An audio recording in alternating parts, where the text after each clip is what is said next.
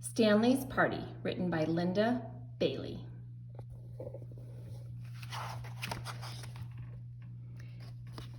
Stanley knew he wasn't supposed to sit on the couch, but his people went out a lot and they never came home before midnight. So one night, Stanley began to wonder what would happen if he sat on the couch while they were gone, just for a minute.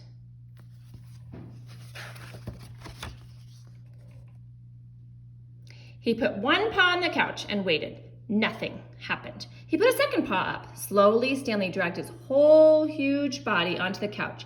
He sat there nervously, listening. He waited for someone to yell, "Stanley, off the couch!" But no one said a thing. So Stanley lay down. The couch was more comfortable than he'd ever dreamed. Stanley stretched out his legs. He put his paws up on the cushions. He sprawled and squirmed and sniffed the leather trim. The couch was wonderful. All that evening, Stanley lolled and lounged on the couch. Just before midnight, he remembered his people. He straightened the cushions, brushed away dog hair, and hopped off the couch. When his people came home, he was waiting at the door. "Good dog," they said. "Rough," said Stanley, wagging his tail. Stanley felt terribly clever. He was so pleased with himself that the next night he decided to try something new. He had noticed that when his people sat on the couch, they often listened to music. Stanley had seen how they got it. He pushed some buttons with his nose. A moment later, music filled the room. Stanley was entranced. His body began to sway. His feet began to move. Soon, Stanley was waltzing around the room. When the music changed, he tried a cha-cha and a tango. He even did a bit of ballet. Stanley danced up a storm that night. He didn't stop until just before midnight. Then he turned off the music and tidied the couch. When his people came home, he was sitting on the living room floor. "Good dog, Stanley," they said. "Barkity bark bark," said Stanley. On the third night, Stanley broke into the fridge. It wasn't hard. He just pushed his nose firmly into the rubber seal and the door popped open. There was a lasagna in there that he'd been watching for days. After it was gone, Stanley licked the plate clean and put it in the sink. When his people came home, he was lying on his dog bed. "Good dog, Stanley," they said. "Burp," said Stanley. Stanley couldn't believe his new life now. He didn't mind at all when his people went out. As soon as they left, he sat on the couch. He sashayed and shimmered to the music. He nibbled and noshed from the fridge. "I'm having so much fun," thought Stanley.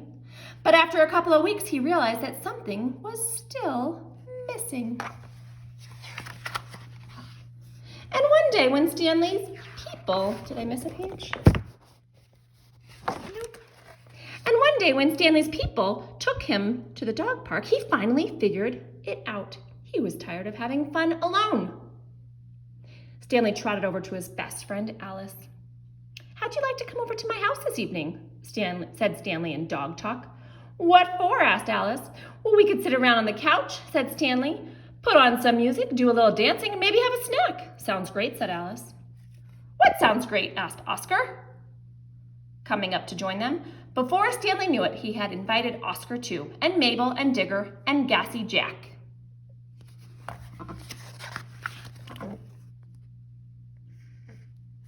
He invited 2 more dogs on the way home.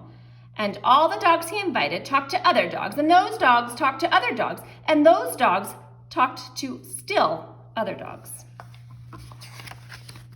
That night, right after Stanley's people left, the dogs began to show up. At first, they came in 2s and 3s. Then they arrived in packs. Some of them were Stanley's friends, but a lot more were strangers. Stanley wasn't worried. "The more, the merrier," he said. It wasn't long before the house was jammed with every kind of dog you could imagine. Shaggy dogs, bald dogs, dogs with wrinkles, dogs with fleas, homogeneous dogs, weensy dogs, dogs with floppy ears. They filled the rooms. They packed the stairs. They flowed out onto the porch and lawn. Drooling dogs, dainty dogs, dogs that needed a bath. Anyone hungry? Asked Stanley, popping the fridge door open. Dogs poured into the kitchen. Help yourselves, said Stanley. Soon the fridge was bare.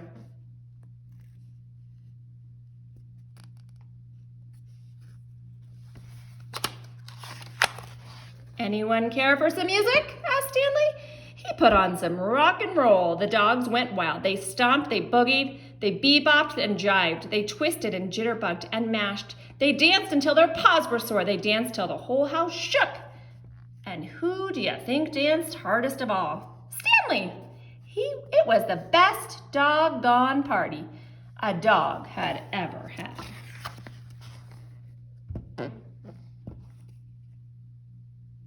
It was also the only night ever that Stanley's people came home early. At first, they didn't say anything.